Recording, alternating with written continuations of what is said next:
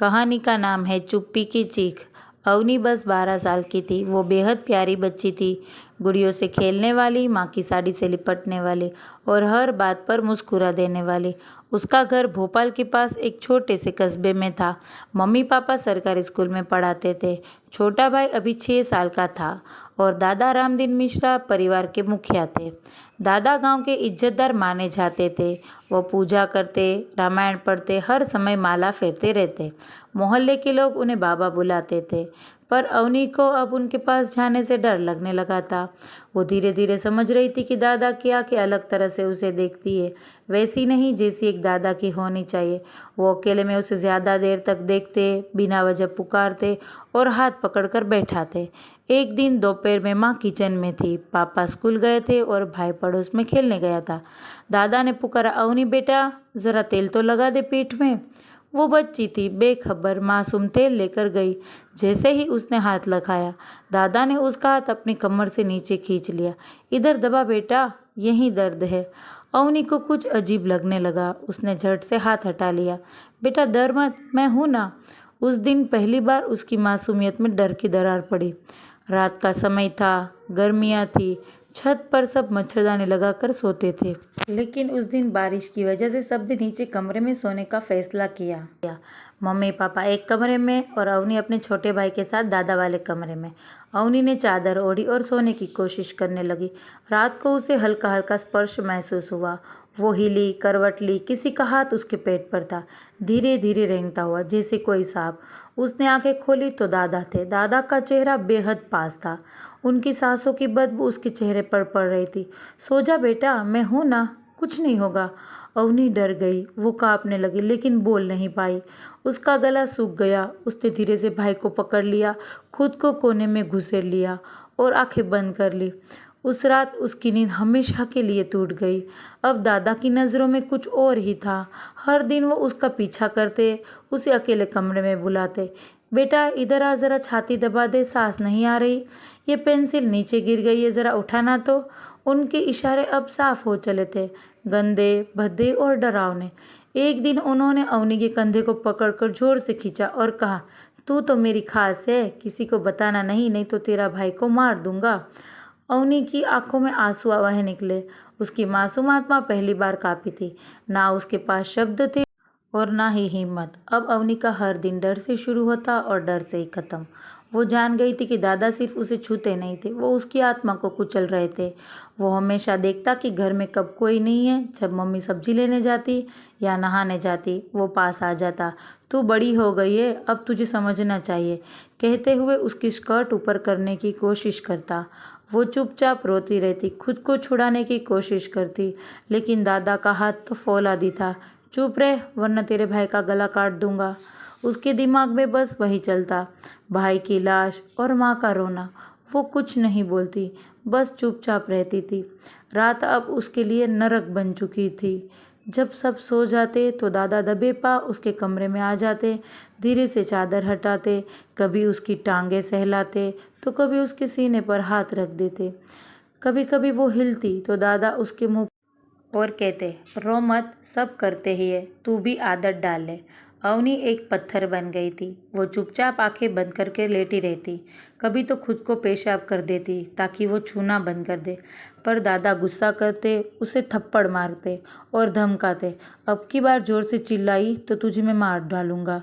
उसके भीतर अब कुछ नहीं बचा था, ना आत्मा, ना आवाज़ और ना ही उम्मीद। अब अवनी ने बोलना बंद कर दिया। वो ठीक से खाती भी नहीं थी, ना ही मुस्कुराती थी।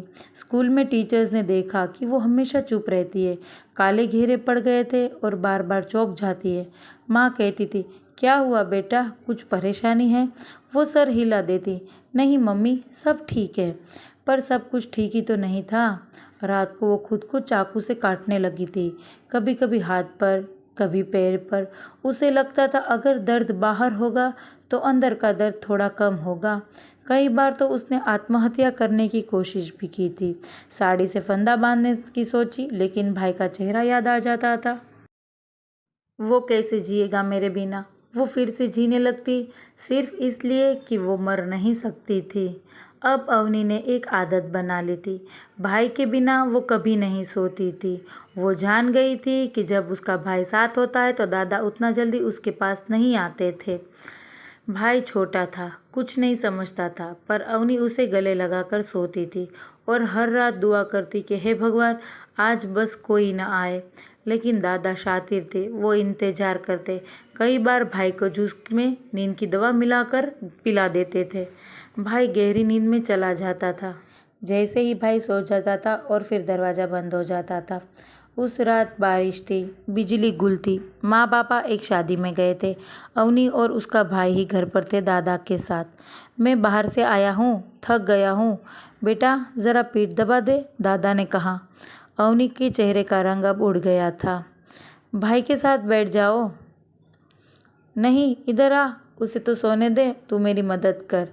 वो नहीं गई। दादा पास आ गए।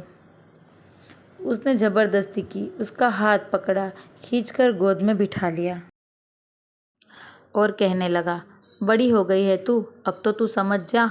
उसके हाथ ज़बरदस्ती उसकी कमीज़ के अंदर घुसने लगा। अवनी चीख पड़ी, दादा नहीं, छोड़ो मुझे। उसकी आवाज़ में अब हिम्मत नहीं, बस टूटन थी। दादा ने उसका मुंह दबा दिया। चिल्लाई तो जान ले लूँगा, कोई नहीं बचाएगा तुझे। वो रोई, काँपी, खुद को छुड़ाने की बहुत कोशिश करती रही, लेकिन दादा अब दरिंदा बन चुका था। उसने अवनी को ज़मीन पर गिराया और ज़बरदस्ती करने की कोशिश की। बस एक बार, फिर जो चाहे कर। अवनी ने पूरी ताकत से लात मारी। भाई की बोतल उठाकर सिर पर दे मारी। दादा थोड़ा हिला, लेकिन दोबारा उस पर झपटा। उस रात उसकी चीखें किसी ने भी नहीं सुनी। उसके कपड़े फटे हुए थे, बाल खींचे गए थे और शरीर पर जगह जगह खरोंचें थी। वो दर्द से बेहोश हो गई। जब सुबह माँ पापा लौटे, उन्होंने देखा कमरे का दरवाज़ा खुला था। अवनी बिस्तर पर बेसुध पड़ी थी और नीचे खून के धब्बे थे। अवनी, ओ भगवान, अवनी बेटा, माँ की चीखें गूंजने लगी। उसे अस्पताल ले जाया गया। डॉक्टर्स ने देखा और सन्न रह गया। ये रेप केस है, इसे तुरंत पुलिस को रिपोर्ट करो। पापा को कुछ भी समझ में नहीं आ रहा था। माँ रोती रही। अवनी की आंखें खाली थी, मानो उसकी आत्मा कहीं चली ही गई है। अवनी का शरीर अब बुरी तरह से टूटा हुआ था। डॉक्टर ने रेप की पुष्टि की। मेडिकल रिपोर्ट में लिखा था, बच्ची के साथ लंबे समय से यौन शोषण हो रहा था। पुलिस आई, एफआईआर दर्ज हुई, दादा को गिरफ्तार कर लिया गया। मीडिया वाले भी पहुंच गए। कैमरे, सवाल और बदतमीजी। माँ अपने होश में नहीं थी। वो बार बार बस यही कह रही थी, मेरी बेटी, मेरी बच्ची, हम कहाँ थे जब ये सब हो रहा था। पापा फूट फूट कर रोने लगे। वो एक शिक्षक थे, लेकिन अब उन्हें खुद पर शर्म आने लगी। उधर मोहल्ले वालों ने भी बातें बनाना शुरू कर दिया, कुछ तो लड़की ने किया होगा। आजकल की लड़कियां जल्दी समझदार हो जाती है। इतना सब कुछ हुआ और लड़की ने कभी कुछ नहीं कहा। अवनी इन सवालों में रोज रोज मरने लगी। कोर्ट केस शुरू हुआ। पुलिस ने चार्जशीट दाखिल की। माँ को कोर्ट में गवाही देनी पड़ी। दादा की जमानत याचिका लगाई गई। उनके वकील ने कहा, लड़की झूठ बोल रही है, दादा तो 65 साल के हैं, ऐसे कैसे कर सकते हैं। माँ कोर्ट में चीख उठी, उसने मेरी बच्ची को तबाह कर दिया है, मैं हर दिन मर रही हूँ। पापा ने नौकरी छोड़ दी। वो अब किसी से नज़रें नहीं मिला पाते थे।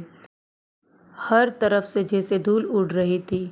कोई सहारा नहीं, बस ताना, शक और घुटन।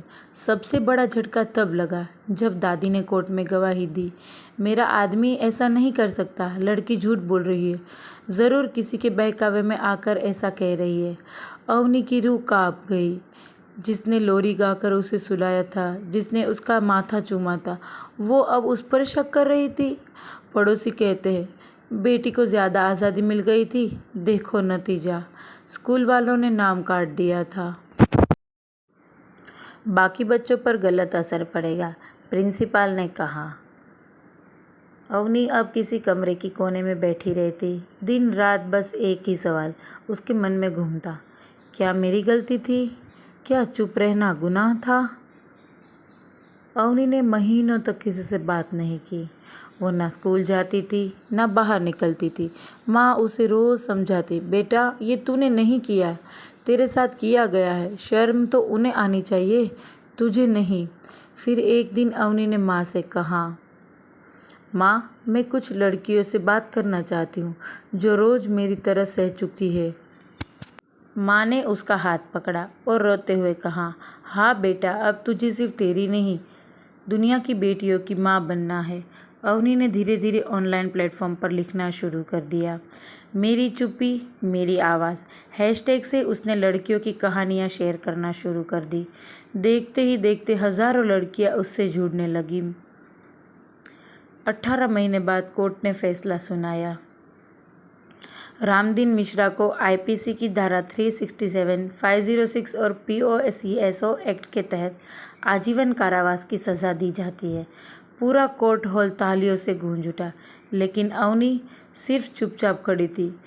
उसकी आंखों में आंसू थे, लेकिन इस बार कमज़ोरी के नहीं, ताकत के थे। उसी दिन एक एनजीओ ने उसे सम्मानित किया। आप अब सिर्फ एक सर्वाइवर नहीं, एक लीडर है, कहा गया। आज अवनी 20 साल की है। वो स्कूलों में जाती है, गाँवों में कैंप करती है और लड़कियों को बताती है, अगर अपने ही घर में डर लगता है तो चुप मत रहो, चीखो। किसी को इज्जत रिश्ते से नहीं, इरादे से तय होती है। अंतिम पंक्तियाँ। उसने चुप्पी ओढ़ी थी, लेकिन अंदर से चीख रही थी। आज वो बोल रही है ताकि किसी और की चुप्पी फिर से सजा न बन जाए, ताकि किसी और की चुप्पी फिर से सजा न बन जाए। धन्यवाद।